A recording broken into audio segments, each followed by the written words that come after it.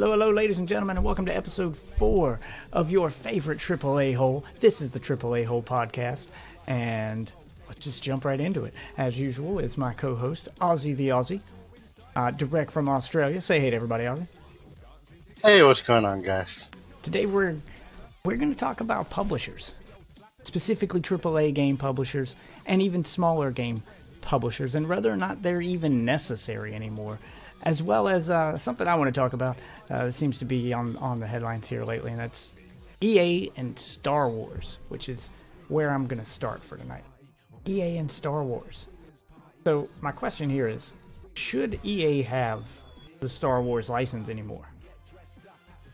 No. And everyone agrees that is an instant no, but I thought I'd ask just to see what your response was. Everybody's answer is an instant no there. The question I don't see asked is, what should we do with Star Wars games? If you take the license away from EA, what do you do with it then? Do you give it to another publisher?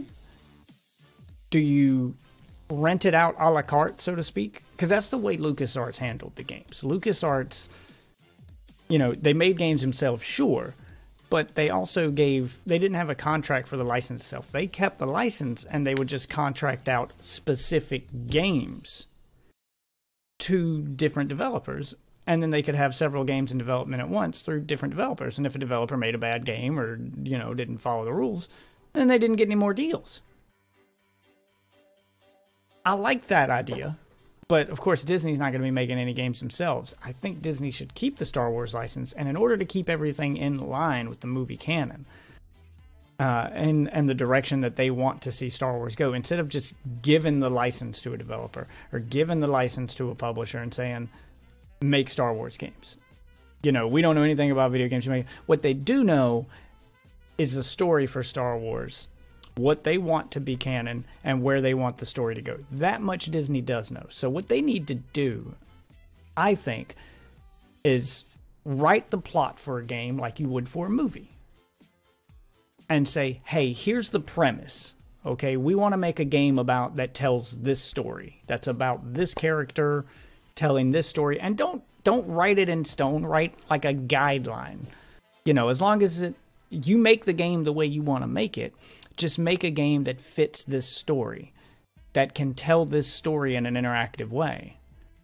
And of course, you can tack on any multiplayer or whatever stuff you want to keep the game, to keep it from being just a single player game if you want to make it multiplayer, depending on the type of game.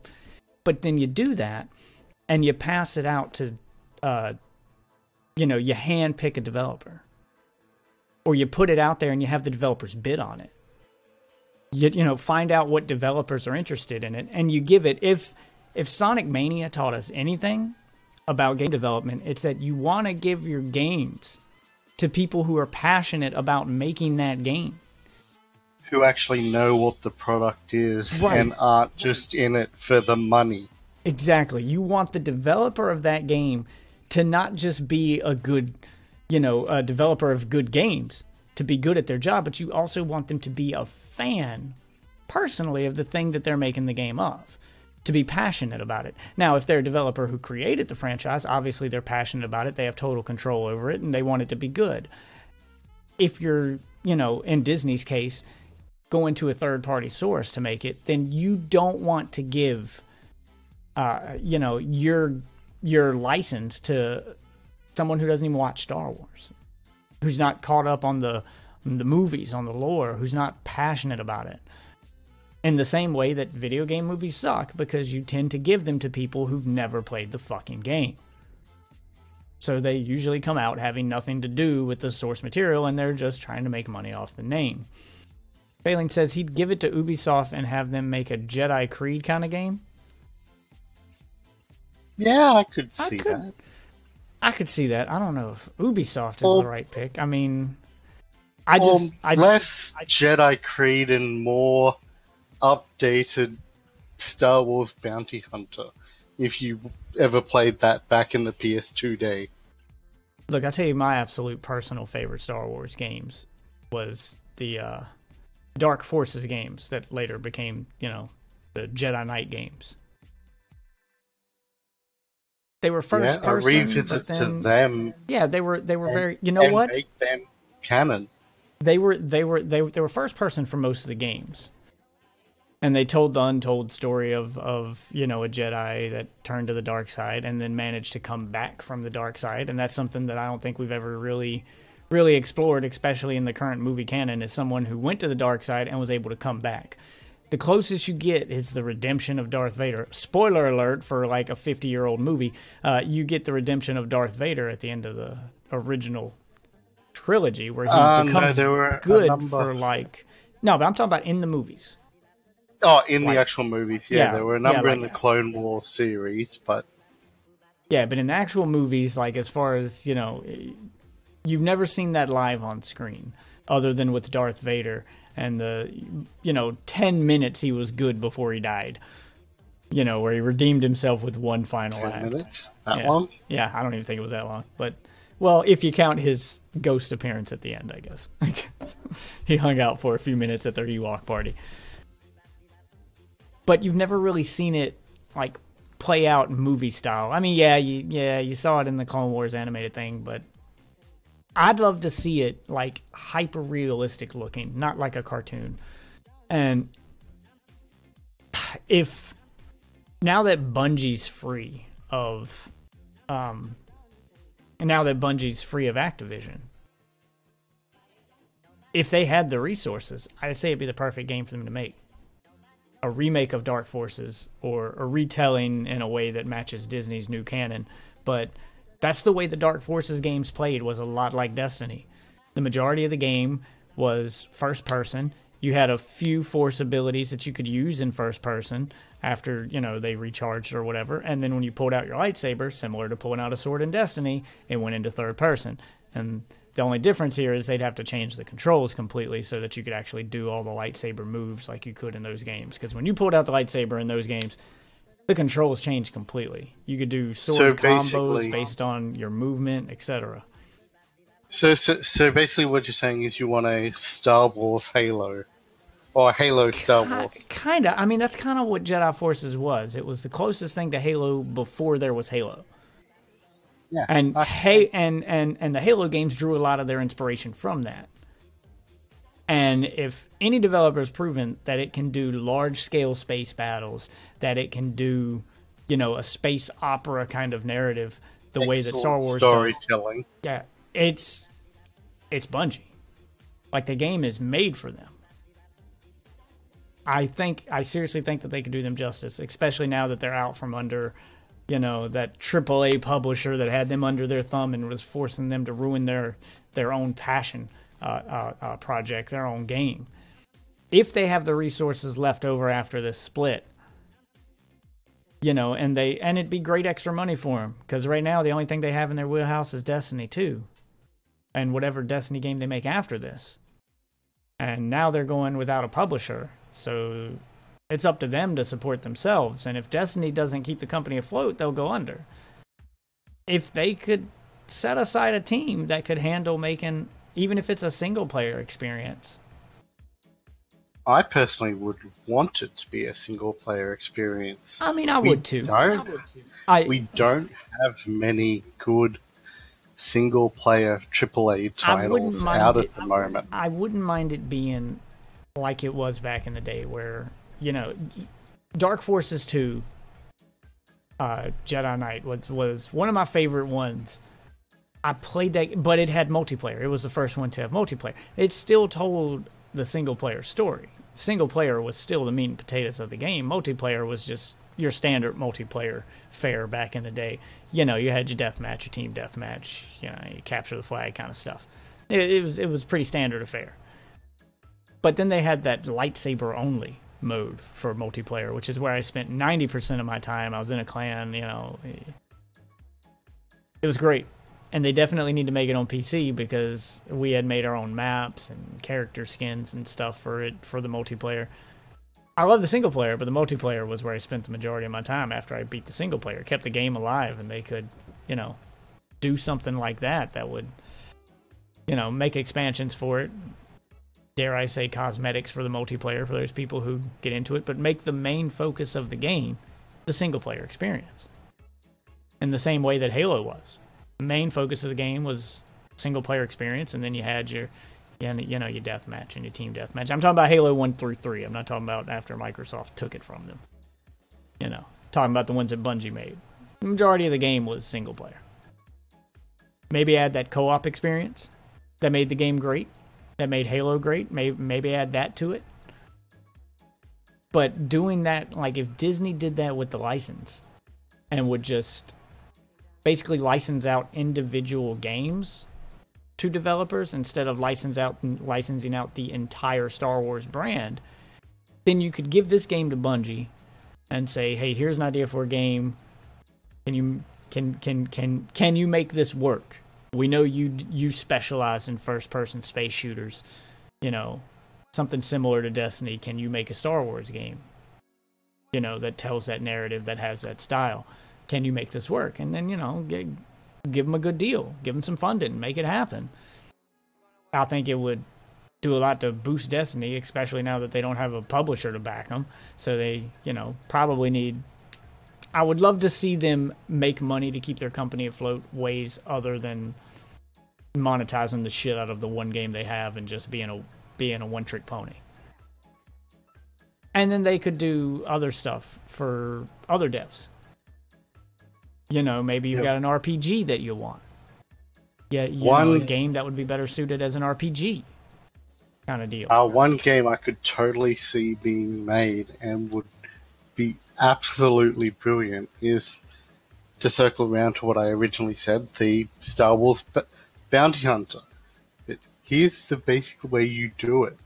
You make a Star Wars version of Hitman. Yeah. So you have this big open arena. You have all these ways of...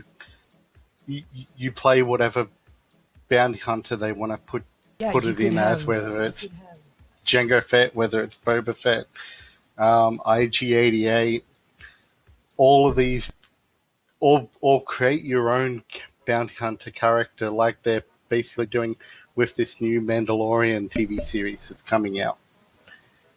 And then you basically set it like the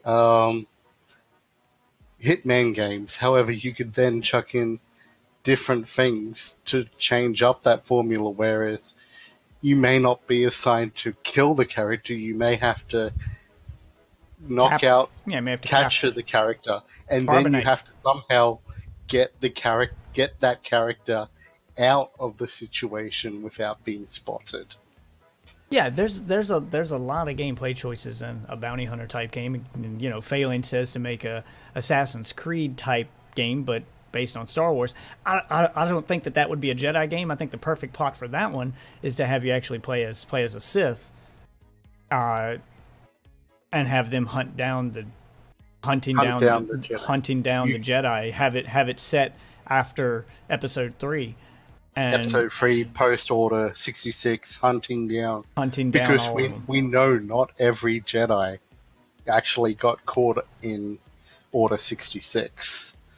Yeah, so you hunt them down. Maybe you have some cameos from the movies. Maybe there's a mission where you go after Yoda and you fail to kill him and he gets away. Maybe there's a mission where you're hunting down Obi-Wan and just coming up with dead end after dead end. There's a lot of ways that you could tie that and make it work. Kanan Jarrus. Yeah, and that's perfect for an Assassin's Creed type game because, then you have options. You could be, the confront them head on option. You could be the Sith sneaking into their home and, killing them in their sleep kind of deal. Or, just being a straight up assassin, because that fits perfectly with the Sith. You don't have to follow that, Jedi code of honor if you make a game focused around the Sith. Plus, how many games do we get focused around Sith characters?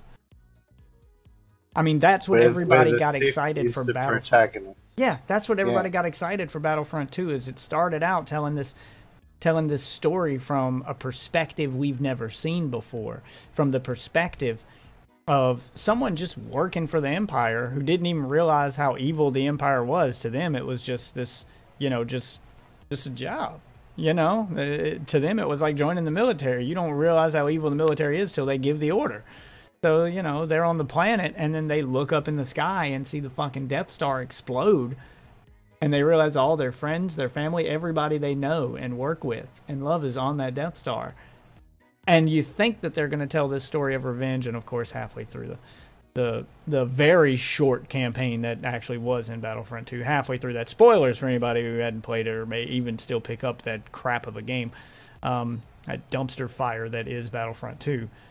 Halfway through the 4-hour-long story, your character just suddenly decides to join the rebels. Like, no real character development there. She just, yeah, the Empire's evil. But this doesn't make any sense because you worked for the Empire. To you, they weren't evil. They were just, you know, just another nation's military. And the rebels were the bad guys that killed everybody you know. Why would you join them? Like, that makes zero sense, but yeah, it happened. Yeah. The point here being that EA has proven that they don't deserve this at all. There was an interesting picture I saw that showed how many games LucasArts was able to put out, how many Star Wars games they were able to put out, both through their era, yeah. Yeah, well, through their studio and through, you know, licensing out specific games to third-party devs and just hiring other devs to make the game that they had already planned. And they were able to put out six or seven times more games in the same amount of time that EA put out. So EA has put out, let's count them, two console games. Now, I'm not counting where they've obviously put all of their attention with the Star Wars brand that they have under their belt.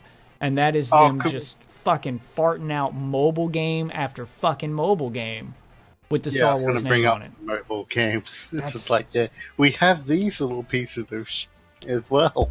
Yeah, that is obviously where all their focus went when they, in their time with the Star Wars license. I don't know how long their deal with Disney last, but I think after the shitstorm that was Battlefront 2, you take it away.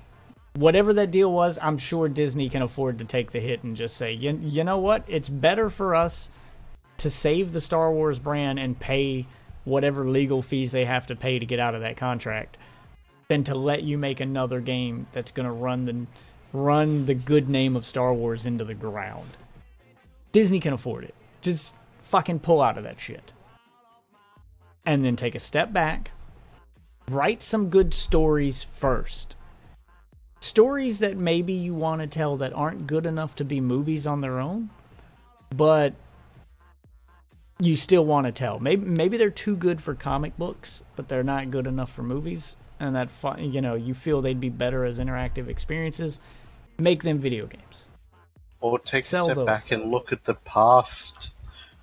What are some of the more popular characters from the past that haven't been introduced into canon yet, like Dash Rendar? Well, we've got Fawn, Mara Jade.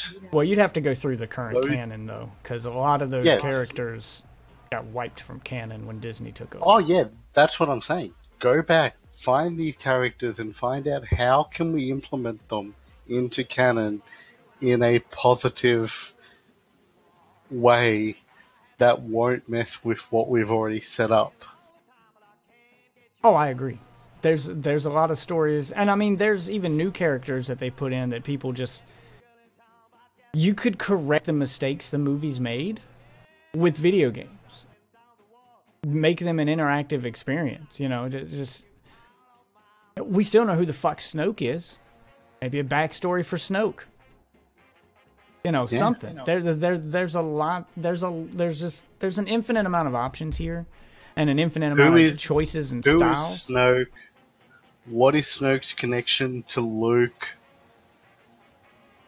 Where did Snoke come from? Does he have such a strong connection to the Force? All of these questions you could answer. Could make that Mace Windu game. Phelan brought up Mace Windu. Yeah, what the fuck happened to him? Because Samuel L. Jackson has said that he wants to come back and replay the part. And Disney never confirmed he was dead. They left that door open. So he, Yeah, and we you know, do, he might and we come do back. know Jedi can survive a fall like that. Yeah. I mean, fuck, if Darth Maul can survive being sliced in fucking half and taking a fall of the same height without legs, surely, you know, I mean, there's a ton of options on how Mace Windu could have survived that fall. If he fell all the way to the bottom, there's still the Force that could have saved him. But with all the flying cars, there's just an equally good chance that he just landed in a car that was passing by. I mean, it's fucking Cloud City. All the flying cars in the background. Yeah, he could have just landed in a taxi cab and been like, get me the fuck out of here, you know? A good twist that you could also put on it is that he becomes the villain of that story. No, he is not Snoke. Failing, I refuse to accept that. Failing saying he's Snoke. No, I'm not saying Snoke. No, Mace Windu is not Snoke. If you take a look at Mace Windu's arc throughout the entire story, the entire first trilogy, or a prequel trilogy, he's very close to the edge. He's very close to a great Jedi. That's the entire reason why his lightsaber's purple. The fight with he walks the line. Yeah, the fight with the Emperor could have been the catalyst to push him over, and we need to find another way. So he's not evil, but he wants to. He sees the only way. So what you're saying is a story getting rid of the Sith is to kill them. So you're proposing a story where a Jedi turns to the dark side without becoming a Sith in the process. Yeah. I can see that. Again, there's just an endless number of things that they could do if they just take this fucking license away from EA. And there's just a ton of great studios who would be good at each individual story. Like, cater the story or cater the developer for the game based on the story you're trying to tell. Bungie, the makers of Destiny, could tell a great Jedi Knight story the same way, in the same style of the Dark Forces games. You know, Ubisoft could make a great, you know, the extermination of the Jedi story in the style of the Assassin's Creed games. I would even say the Just Cause guys could make a good, you know, bounty hunter story where, you know, you've got your open world and everything's destructible. You could either be a stealth bounty hunter or, you know, maybe have it so that when you go in and destroy a city, you're attracting attention to all these things that EA just flat out won't fucking do. Or if they do, they're going to do it poorly. I much more see bounty hunter as a hitman style. I don't think Destiny's story is garbage. Destiny's story is lacking, and it's mostly told through lore. If you're talking about just the cutscenes, yeah, it's lacking. It's mostly told through lore, and I blame that directly on Activision, because Activision put them on such a time crunch, on such a tight schedule, that they didn't have time to work on both the game and the cutscenes and do all that extra stuff. So they decided to, what they couldn't tell in the allotted time they had, they would throw into lore in the game. Because you're talking about a lot of time. You're talking about time to bring in voice actors and animators and all this extra stuff, motion capture artists, etc. And that's time that they don't get to spend developing the game further. So given the tight schedule that Activision constantly gave them to just pump out new expansion and, you know, meet this deadline so we can pump out this thing, it's one of the things that Bungie complained about. Kind of indirectly, but they made it very clear that that updates would take longer, and now that they're not, they made it very clear that they weren't happy with the time frame that Activision kept giving them to put out all their content, and they weren't making the game that they wanted to make. The final product wasn't what they had envisioned. But if you look at the story to something like Halo, where they got all the time they needed to tell the story that they wanted to tell, to make the game that they wanted to make, and without all that, you know, corporate oversight. Yeah, well, Halo was originally story focused. Yeah, and it's fucking legendary status. You know, it changed the industry. It created a genre. So when they have the ability to do that again, yeah, I think Bungie has the ability to tell a great story. I think there's a great story in Destiny. It's just not directly in the game. In the first game, it was done way worse than it is in the second one. They got better in the second one, but that's only because of the backlash of the first with those fucking Grimoire cards. If you actually went through and read all the lore and got caught up before Destiny 2, and then if you pay attention to all the lore that is in Destiny 2, there's a vast story there. Like Star Wars level universe type stuff. Just most of it's told in the background, which I'm personally fine with. I mean, I play games like Dark Souls where 90% of the story is told through item descriptions and lore. Destiny's not that bad with it, but I would like to see them do a more narrative-driven game. Or, which they've said that they're going to do. With their next expansion is going to be 100% story. It's not going to add any multiplayer stuff. It's not going to add any new loot. It's just a story expansion. So maybe that'll fill in the gaps, and maybe that'll set the foundation for what they plan to do after this Activision split. So I was getting everybody's opinion there. Ideas for Star Wars games, just it's fun to brainstorm all the good we could have. Because, I mean, the Star Wars name is pretty much going to sell itself. Yeah. If you take it away from EA. The longer it stays with EA, the less likely people are going to get excited about a new Star Wars game. And the less likely just putting Star Wars name on a video game box is going to get a sell anymore. After Battlefront 2, I think everyone's going to proceed with caution when it comes to any Star Wars game. And if you allow... Well, I think they're going to proceed with caution when it comes to any EA game now. Well, you should, period. But, I mean, there's still a lot of gamers out there who just look at Star Wars and go, Battlefront 1 and 2 sucked, and then they're not even going to pay attention to the third one. You know, there's a lot of casual gamers who don't pay as much attention to developers as they do the games themselves. And if you allow EA to make a third Star Wars game, I think that'll be final nail in the coffin when it comes to the casual player's trust in a Star Wars game. Because there was a time when people got excited about Star Wars games. And then EA's first hand in the Star Wars games, I guess technically they've done 3, even though the first one was developed before they got the license and they just took over. Well, we are getting another one from EA, Jedi Fallen Order. Didn't they cancel that Whatever one too? that's going to be. I thought they canceled that one's still going from what I understand. Because I know they canceled one. That one that Visceral did that they were going to redo as an open world game, now they've canceled it.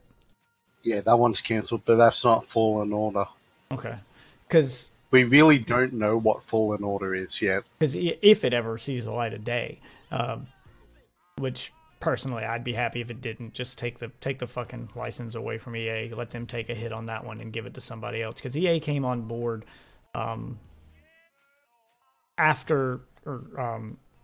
shortly after the Old Republic became a thing. Because they bought BioWare. And of course BioWare made that game. So EA kind of took it over, and then they monetized the shit out of it with their free-to-play model and ran that game into the ground. Then they made Battlefront 1, ran that into the ground, Battlefront 2, and goddamn ran that into the ground. So, no, my hopes are not high for Fallen Order, whatever it may be. I'm fairly confident now that they're just going to run it into the ground and make it the final nail in the EA Star Wars coffin. So, don't give them that opportunity. Take it away from them. Take whatever story may have been there for Fallen Order. If it's going to be canon, give it to another developer. If it's not canon and it's not a good story, just scrap it entirely. And like I said, there's plenty of ideas and plenty. You just have so many more options for so many. Like the Star Wars universe is so vast that there's just so many different gameplay styles and different different genres that Star Wars can become a part of. I mean, they did that back in the day. I mean, everything from first-person shooting to goddamn pod racing. You know, there was a Star Wars game for every type of gamer. You had your fans of Star Fox had, the fucking X-Wing games, which was basically Star Fox. Your first-person shooter fans had Dark Forces. Your Tom Clancy Rainbow Six fans had the excellent Republic Commando games. Those were awesome. Oh yeah. Yeah, still one of my favorite Star Wars games. Yeah, and your action platformer fans had Force Unleashed. There's so many different styles. You don't just have to do fucking Battlefront. Not to mention that really excellent Soul Calibur game. Well, they were just cameos. Oh no, you're talking about the Terakasa game. Yep. Yeah, the actual fighting game. Look, I didn't say they were all good. The point is, they dabbled in everything back in the day. Some hits, some misses. But I'd love to see Star Wars doing more of that. Give it to if you're going to give it to DICE, and I know that's EA still, but if you're going to give it to DICE, I don't want to see DICE make a fucking shooter. I could see DICE making a Star Wars Mirror's Edge style game where you're playing as a smuggler, and the majority of the game is about avoiding combat and running, finding clever ways to escape a situation with whatever thing you just smuggled than it is to just go in guns a-blazing. I mean, you can still throw some combat elements in there, but what I'd also like to see, if you're going to do another FPS, because really that's the easiest thing to actually do within the Star Wars universe. Do a spiritual follow-up to Republic Commando, but instead of having the main character and 3 AI bots, you could do it as a 4-player. Yeah, do it as a co-op game. I would love to see a guerrilla style, kind of like they did with Rogue One, where they had, at the end you had that small team doing a guerrilla style assault on something in order to steal the plans. Yeah, they all die in the end, but we all knew that. But I would love to see some more of that ground level type combat where you're a stormtrooper, you're a low ranking officer in the Republic, and I would love to see some of that stuff that bridges the gap between the old trilogy and the new. And there's so many different stories that you could tell there. I mean, Battlefront kind of did that ground level combat by forcing you to play as a stormtrooper 90% of the time, but it's not the same. I don't feel like I'm actually part of the battle that the movies had in them in Battlefront. It's just a multiplayer match to me.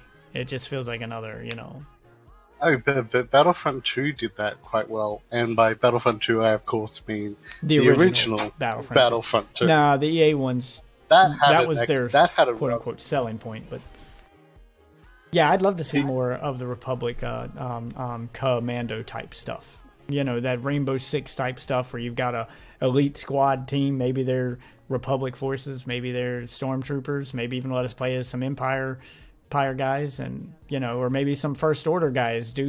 Show me the story of how the First Order became the First Order. Show them taking over some cities and doing that kind of stuff. Let me play as the bad guy for a while and give me this elite squad of 4 different characters with each having 4 different, specializations in the same way that Rainbow Six does. You got your demolitions expert. You've got your, your guy who hacks the safe and hacks the electronics. You've got your heavy gunner. You got your medic, etc. Give me those. Like that's the kind of stuff that I want to see in a Star Wars. Primed for that story base. Just so much stuff that you could do there. But that's my take on it. If anybody was wondering what I would want to do with the Star Wars brand, that is exactly what I would want to do. Now we're going to switch gears to Ozzy's story here about publishers who are shitty, and they don't have to be AAA publishers to be shitty. I'll let you take this one away, Ozzy. This is your story. You know a little more about it, and I'll try to read some excerpts from the actual announcement that the developer put here. But give us the rundown. Yeah, Firstly, I'd just like to plug where I got this story from. He's a excellent YouTuber called Sid Alpha. If you haven't seen him, go check him out. He's actually been quite brilliant and filling a void that we'd lost sadly since one of the greatest YouTubers, Yeah. Total Biscuit, left, Sid Alpha has excellently filled that void, in my opinion. Oh, yeah, he's a great tuber. I mean, rest in peace, Total Biscuit. But Sid Alpha is great. He does his homework. Great tuber. All his videos are well informed. But Ozzy will give you the rundown. The story here is that this game that Def has up on his screen at the moment, Eximus Sees the Front Line, got put out on Steam. Had some actually good reviews and everything. However, the developer, basically as soon as it got put out and people started buying it, got no returns from the publisher that they had signed the contract with. Basically putting them in a position where they had to work on the game for free until they could put themselves in a position to actually put a DMCA on and try and take back their own game. Yeah, so the basic announcement from this developer of Eximus Sees the Frontline, which is a game I haven't played, but the reviews, as Ozzy said, were pretty good. Which the developer Ammo Box Studios is the name of the developer, a little indie dev, had to make an announcement on Steam that says, we are forced to issue a DMCA notice to our own game. As a result, the Steam store page has been temporarily disabled. So what happened, long story short, we had to file a DMCA claim against our own game on Steam to wrestle it out of the hands of the publisher which they name here as Game Wall Studios. The DMCA has kicked in, and as a result, the game has been taken off the store page. Legal action is in the process of being taken against the publisher, as that publisher has gone off the grid and has not made any payment for any sales of the game to the developer. Game Wall Studios has breached our publishing agreement, and their rights to distribute our game has been terminated. So long story short, what that all means is you have a publisher, which brings me to the question that I was going to ask anyway before Ozzy brought this to my attention. But basically, they're an indie dev. They trusted the distribution of their game that they had put their time, their effort, their love into to this shitty dev, Game Wall Studios, which I had never heard of, and I'm guessing we will all never hear from again because they've, as Ammo Box put it, they went off the grid, but they trusted them to distribute the game. The publisher, typically speaking, in a developer-publisher, very similar to how books work. You know, you have your writer, they give the writing to a publisher, and a publisher handles, making copies of said book and then distributing said book to the public to sell it for you. They take their percentage, and they're supposed to give you the rest. In game sales, it's very similar. They handle all of the advertisement. The publisher's supposed to handle the advertisement, the marketing, putting it up on the Steam store, putting it up on the various marketplaces, and handling your sales. Basically handling the business end of things for you so that the devs can focus on just being devs. In most cases, in indie devs, it works out fine. They pretty much get a pretty fair deal, and the developer and the publisher does what they're supposed to do. They make sure that the game reaches as many people as possible and sells as many copies as possible, while the devs can focus on being devs and getting those updates out as quickly as possible after the launch of the game, so that people keep playing the game. In the case of the AAA market, AAA publishers tend to rule with an iron fist, which is where I have my issue with them. They tend to rule with an iron fist, and they don't just handle the marketing and stuff, but they want to control the game itself, because they want to control how the game is monetized, they want to control what goes into the game, and how they can milk players of said game for as much money as humanly possible. This is something you don't see with publishers in other markets. Like, book publishers don't dictate the contents of a book.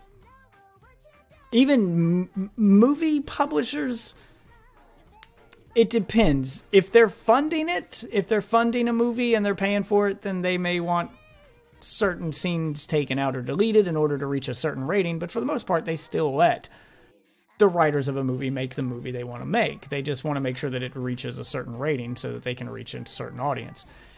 Game developers take it a step further. They want it to not only reach a certain age rating, but they also want it to contain all these extra elements, and they want you to, movies will tell you to cut out scenes. Movie publishers will tell you to take out certain scenes so that they can keep a PG-13 rating, whereas game publishers will tell you to take out certain elements of the game so that you can sell them later as DLC.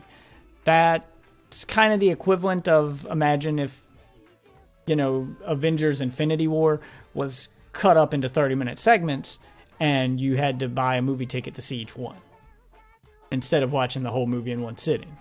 Yeah, that's kind of what that's like. My question is, especially when it comes to these indie devs, like Ammo Box here's, are publishers even necessary anymore for digital gaming? Not really. Because I'm trying to find, and again, if I relate it back to book sales, anyone can be an author of a book nowadays, which is amazing, because back in the day, if you wanted to be an author, back in Stephen King's, The Shining days, if you wanted to be an author of a book, just writing the book was the beginning. Putting in all that work was the beginning. Then you had to find a publisher willing to publish that book for you. You couldn't publish and sell your own book. It was just too expensive. And there's a whole market that, stores wouldn't carry it because they have contracts with said publishers, et cetera, et cetera. There was all this red tape that you'd have to wrestle through. So it doesn't even matter how good your book was. It was mostly in who you knew or how much money you had. Nowadays, anyone can publish a book. I could write a book tomorrow, and I can pay Amazon $25 to put my book up on their site. And that's it. I've published a book. It's on Amazon, and Amazon is the #1 seller of books. Nowadays, that's really the only store I need. The only reason I would need an actual book publisher if I were to write a book would be if I wanted a paperback copy of the book, a physical edition that sold places other than Amazon. Because even if you self-publish your own book on Amazon, they sell physical copies of it. Basically, per order. So if someone orders it and picks, I want the actual paper book, Amazon prints that book for you and sends it to them. The only reason you need a publisher is to get copies of that book on store shelves that people walk into, because then you're selling the book in advance. You're selling it to Walmart, to Target, to wherever. And Target has to be confident enough that they're going to make their money back on that book that they're purchasing to put on their shelves, which is where the publisher comes in. But in the digital world, and the world of e-readers and digital books, digital comic books, audio books, etc., anyone can publish a book. Style. Yeah, anyone can publish their own book, can just write it and put it up on Amazon, can put it up on Audible or whatever, and you don't need a publisher. What I don't understand is... Same thing with game here, because in the industry that we have basically at the moment, to some degree, Steam is the publisher. Steam is handling the sales, the marketing, basically everything to do with the selling of the game. And the developers can just work on the game themselves. We no longer need this in-between middleman. Yeah, and you're seeing that more and more, like not just with book sales or game sales, but I mean, look on YouTube. YouTube used to be like the popular channels on YouTube used to all be parts of some big multi-channel, network that handled all of the stuff for them, that, handled promoting their videos and all that stuff. And then YouTube blew up, and now you keep seeing those big multi-channel networks on YouTube screwing people over and basically just serving no real purpose. I mean, they're supposed to give you that exposure, but as times have changed, they're not really necessary. Just like a book publisher isn't necessary to get your book out into the world anymore. And with storefronts like Steam, like the Nintendo eShop and their program for Nindies, as they call them, you've got mobile game stores, you've got the PlayStation Network store. You can go directly to these storefronts with a digital copy of your game, have it reviewed and put up. No need for a publisher. So why do we keep allowing them to exist? Like, I understand to a point when it comes to games as big as Destiny and publishers as big as Activision. Because when you have a large undertaking like Destiny that costs way more to make than your Undertale or your indie game, someone like Activision or EA has the money in their pocket to fund your game, and you're basically, in exchange for that funding, you're giving them certain control over certain aspects of the game. Now, that usually still ends up being a pretty shitty deal, as we've seen with Bungie, and that's why they're leaving Activision. Most studios aren't as fortunate as Bungie to, Bungie's pretty good on the business end of things. They didn't allow Microsoft to buy them out when they had the chance, and they're not doing it for Activision.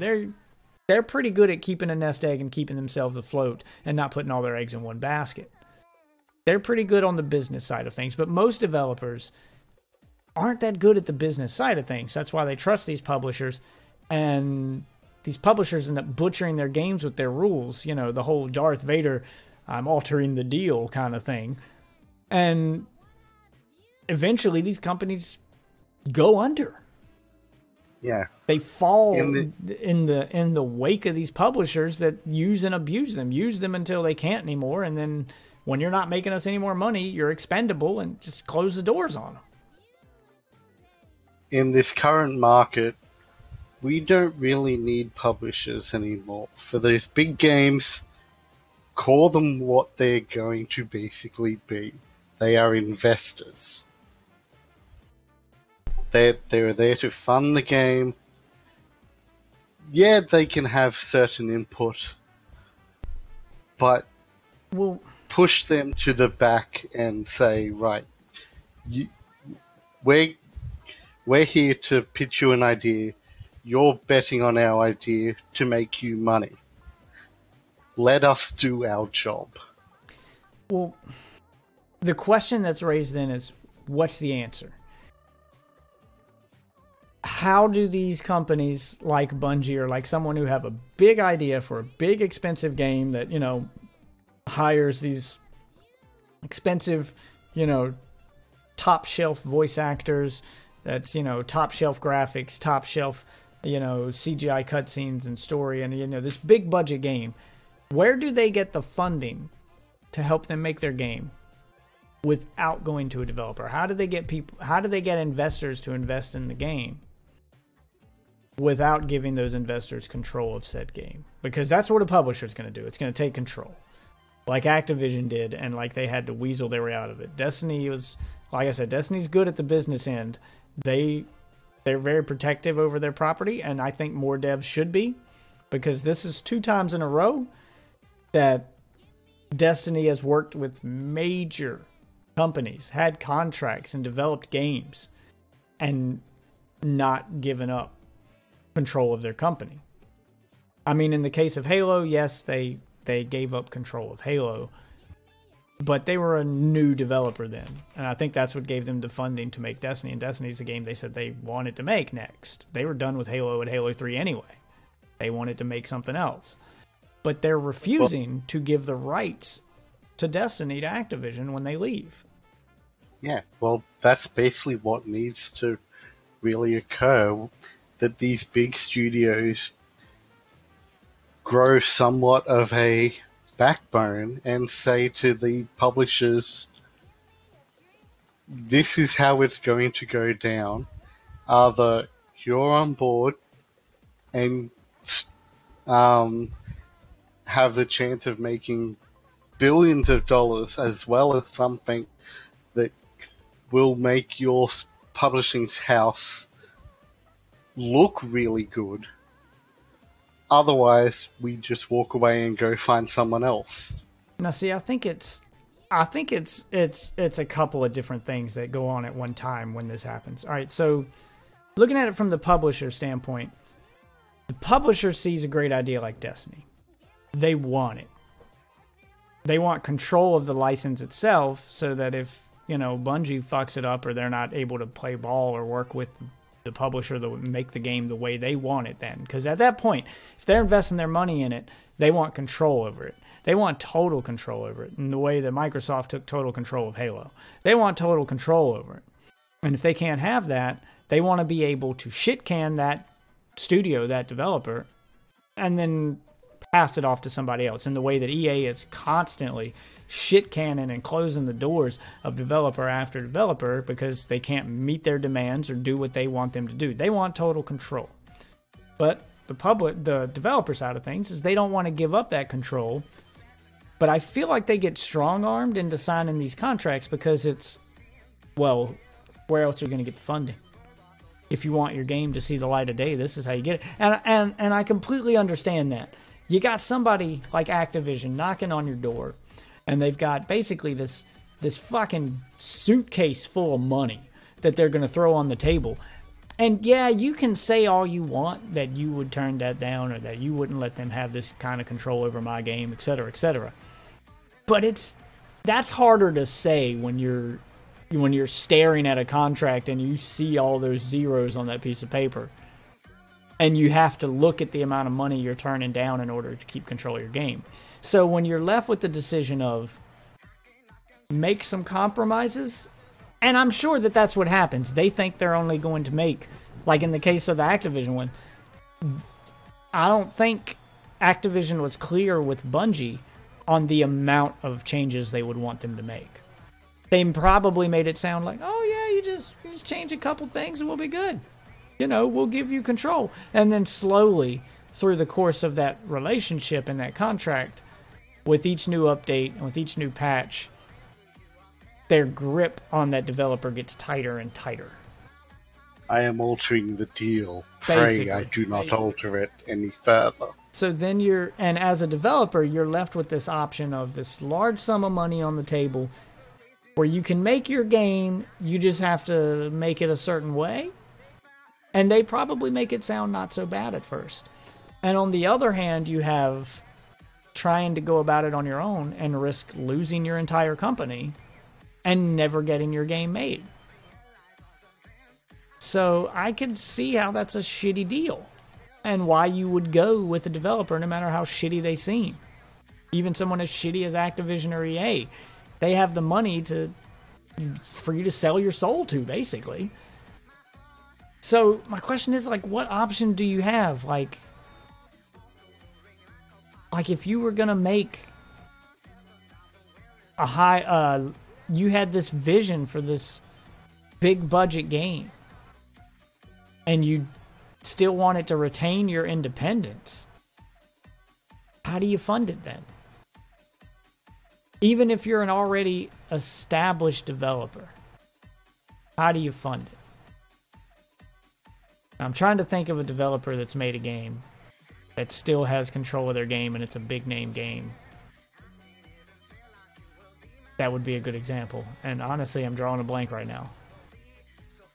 Because these publishers just snag up everybody.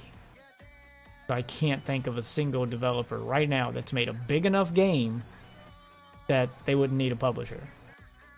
Or that they're big enough that they could make one of those big, expensive, top-shelf AAA style games, but wouldn't want to go to a publisher to make it. How would they fund it?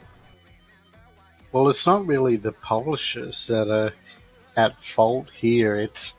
It all basically comes back to the shareholders who have this expectation of making more money than they did last year. Yeah, which reaches a point where it's impossible. But I'm talking about, like, from the developer standpoint. People just have to get some realistic viewpoints in the world and realize there's going to be up years, there's going to be down years. As long as you're making money, that's the factor that matters. I agree, but where do they get the funding is what I'm asking. And I see you there, Pancake. I'm doing viewer responses here in just a little bit. That's usually saved for the end of the podcast, so we're almost there. Just sit tight. So my question was, and this will be the last question before we end the podcast and take some questions from the viewers here, but where do they get their funding? Like, I get that the shareholders are constantly putting that pressure on the publishers to, squeeze more money out of every game. Yeah. But those publishers pay to make these games. They fund the game. That's the purpose in them being a publisher. So if you were going to make a game the scale of Destiny 2, a Destiny 2 scale game, not a little indie game, but a big AAA level game, you were a developer who wanted to make that. You had a vision to make that style game. But you didn't want to go with a publisher because you didn't want that kind of pressure and control over your game to feel like it would ruin it. Then where do you get your funding then? Like, where else do you have to go? Yeah, I have no idea, man. That's the golden question that needs answering. Yeah. That's, if you can pardon the pun, that's the $1 million question that if developers ever figure that out, and I think we as gamers should try to find ways to do that. Kickstarter was supposed to be it, but people got burned on Kickstarter one too many times. Looking at you, Mighty Number 9. Oh, yeah. People got burned on Kickstarter one too many times. People get burned on, Patreon and all these crowdfunding places that it's not reliable. So where do you get your money from? Early access was supposed to be the answer, but that system got abused. So where do you earn this money to make the game that you want to make without losing control over your property? And I think if we can figure out the answer to that question, then yeah, we may finally be rid of publishers. Because early access still has promise in it. However, it requires the storefronts that use it, like Steam, to implement more control. To implement and basically say, right, for it. But yeah, that's the problem. Is if you implement those rules in early access, then you're essentially turning early access into another publisher. Because that's what the publishers do. They implement all those rules. They implement deadlines. They implement, things you can and can't have in your game, etc. If you do the same thing with early access, then how's that different than a publisher? Does it need to be? They got to find that magic formula that lets them make the game that they want to make without, that gives them the funding to make the game that they want to make without losing control of their property. And early access burns your first impression and you end up losing control of your property to the masses, basically. And if Steam, for example, were to put in those rules that said you can't have a microtransaction store in your early access. Oh no, I'm really not talking about those sort of things. But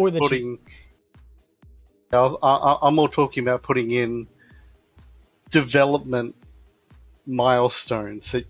I agree with all that, but you're also saying, like, one of the things I hear most commonly when it comes to early access is put a time limit on it so you don't get a game that's been in early access indefinitely, like DayZ. Oh, yeah. But then if you do that, then you're essentially putting the same deadline on having it done that publishers put on there. And you're getting less funding. So if they have to work with a deadline and they go, well, I'll get less funding in early access than I'll get if I go with the publisher, then they're just going to run back to a publisher. So you can't put too many. So early access isn't the answer either. I don't know what the answer is what I'm saying. But I think once we find that, like Amazon provided the answer to book writing so that anybody can write a book now. The publishers for books are almost a thing of the past. Aside from big New York Times bestseller level publishers, all the little publishers are gone. In the same way that the internet has made newspapers gone for the most part. Other than the big names like the Wall Street Journal, your local newspapers, for the most part, they're gone. Everybody gets their news online. So it's going to be the same thing with games. Once they find a way to fund a game that is a way that people trust. If you're going to get your money from the people, it has to be a way that people trust and that people can feel confident putting their money into. If you're going to get it from investors, then it has to be a way that you can get money from the investor without getting a shitty end of the deal and without having to ruin your game in the process. And when they figure out that, and open to suggestions, you can email them to me, deathwitch@gmail.com, or at me on Twitter, and we'll discuss it further on the next podcast. We're getting ready to wrap this one up. But I think once they find that, then EA, Activision, those big publishers are in trouble.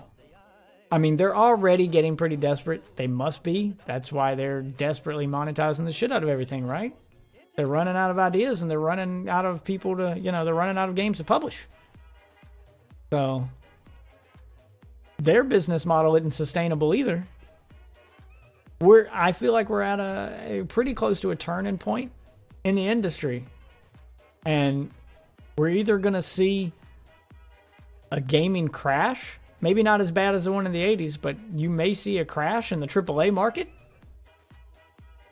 or something drastic is going to change in the way things are handled, even if it's something as drastic as a law being passed, which is honestly just as equal of a possibility at this point, especially when you got devs like this one getting screwed over by publishers, and publishers, selling gambling to children. I mean, when you start stacking all this stuff on top of each other and present it to a court, it's going to be hard to not get laws passed. And honestly, I don't want to see laws passed, because government, once they start to regulate, if you think the grip a publisher has on a game developer is tight, get the government involved. Ooh. Like, I really want to see the industry save itself and sort this shit out like they did in the 90s when it came to their rating system. Government tried to step in then, and they made their own rating system, and they avoided government oversight. Because once government gets their hands on it, everything's going to change. Not just what you want to change, everything. So that's what you want to try to avoid. As much as I know it would stop all the bullshit, it might also stop a lot of the other stuff, because if there's a school shooting in America, which, let's face it, there will be, then government now has regulation over the industry. They might put a ban on certain types of games. I mean, you're looking at censorship at that point, maybe the next step, because the government's just as bad as these publishers. If you give them an inch, they're also going to take the whole fucking planet. Just remember, back in the 2000s, they tried to ban GTA. Yep. So you want to keep the government out of it too. So they got to find a solution quick. And I think any and all suggestions that we can throw at them, even if you don't at them at me, even if you don't present them to this podcast for discussion, you need to put those ideas out into the world, be it on Reddit, be it on your own Twitter, be it on a publisher or development or, IGN somewhere. Because the more we talk about it, the more vocal you are, the more of a difference you can make. Yes, you, listener of this podcast, gamer enthusiast watching this on YouTube, whoever you are, be vocal. Don't let anyone tell you you're entitled. Of course you're entitled. You spent money. They're making this shit to get your money. You should be entitled. That's not a bad word. You're the paying customer. You deserve a better product. So you need to get your voice out there, because the only one who can ultimately change this is you and your wallet. And as we proved that when we speak out enough, like we did with Battlefront, we can make a difference. We can make shit change. So don't let people tell you're entitled. Don't let people tell you you're whining. And don't listen to all the fanboys and their horse shit. You got a good idea.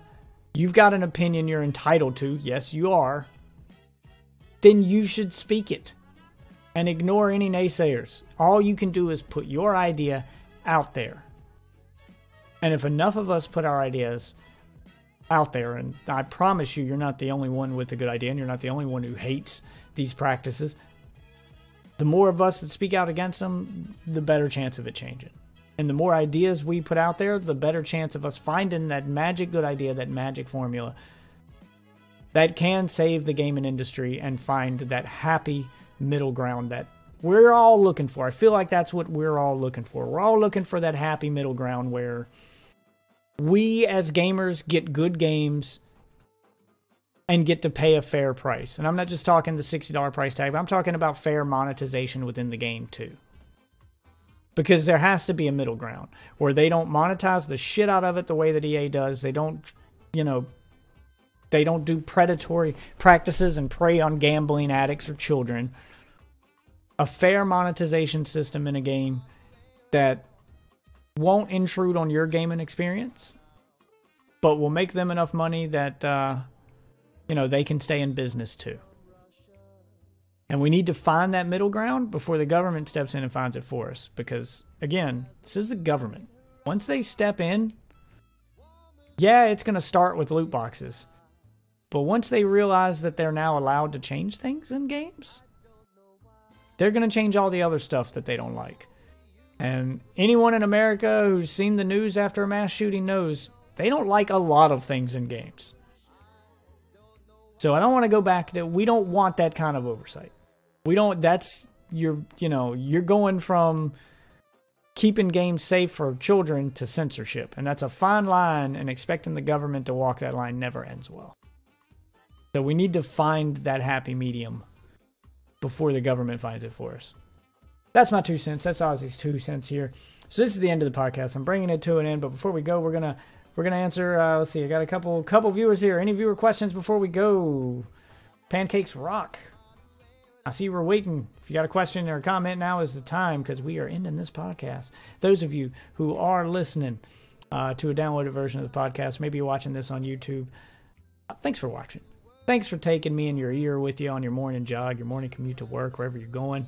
Ozzy thanks you as well. Thanks for watching on YouTube and staring at my pretty face and these crappy thumbnails. I promise these graphics and everything will get better. And if you want your comments, you want your questions answered on stream, answered in the podcast, immortalized in an episode of the AAA-Hole, you can send them to deathwitch@gmail.com. You can @me, deathwitch, at Twitter, or you can put them in the comments on YouTube. I will warn you, I don't check those often. I'm not a fan of the YouTube comment section.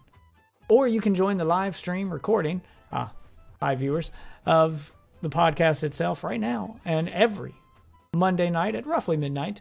Watch my Twitter to find out exactly when it goes live. But you can be here for the live recording and get your questions answered live on air. Looks like nobody has any questions. Pancake Rocks was just saying hi.